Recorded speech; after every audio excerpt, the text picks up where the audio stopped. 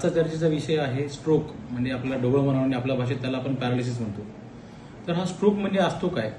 मुख्यतः दोन प्रकारचा स्ट्रोक असतो. एक असतो इश्केमिक स्ट्रोक आणि दुसरा असतो हेमोरॅजिक स्ट्रोक. किंवा मेंदूच्या ज्या रक्तवाहिन्या असतात त्या कुठेतरी ब्लॉक होतात आणि एका विशिष्ट भागामध्ये रक्तपुरवठा कमी होतो, त्याला आपण इश्केमिक स्ट्रोक म्हणतो. जेव्हा मेंदूच्या छोट्या छोट्या रक्तवाहिनी फुटतात आणि मेंदूमध्ये रक्तस्राव होतो, त्याला आपण हेमोरॅजिक स्ट्रोक म्हणतो. तर या स्ट्रोकची लक्षणे काय?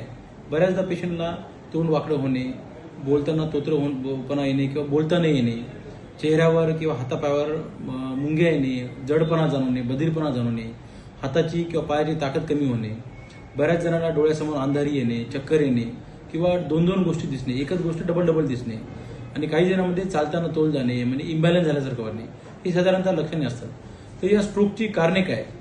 या स्ट्रोकची कारणे म्हणजे मधुमेह, उच्च रक्तदाब, दारू आणि सिगारेटचं अतिसेवन करणे, ह्या गोष्टी आहेत आणि ह्या टाळण्यासारख्या गोष्टी आहेत बऱ्याच जणांमध्ये.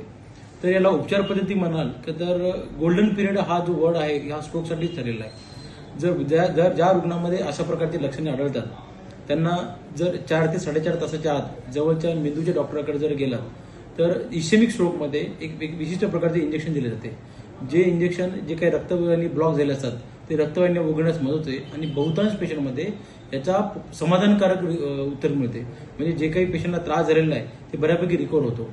दुसरा जो प्रकार आहे हेमोरॅजिक स्ट्रोक, त्यामध्ये जो रक्तस्राव असतो, बऱ्याचदा आपण ते रक्तस्राव वाढू नये म्हणून किंवा वाढलेला रक्तस्राव कमी करण्यासाठी किंवा सूज कमी करण्यासाठी काही औषध देतो. बऱ्याच जणांमध्ये ते मेडिसिननी ते बऱ्यापैकी कमी होते. काही रुग्णांमध्ये जर तो रक्तस्राव आवाक्याच्या बाहेर असेल आणि तो जर खूप जास्त वाढला असेल तर अशा रुग्णांना वेळीच ऑपरेशन करणं गरजेचं असते. स्ट्रोकमध्ये आजारापेक्षा त्याचे जे सेकंडरी इफेक्ट आहेत, म्हणजे जे सेकंडरी इफेक्ट आहेत ज्याला आम्ही डिसेबिलिटी म्हणतो, ते फार हानिकारक आहेत.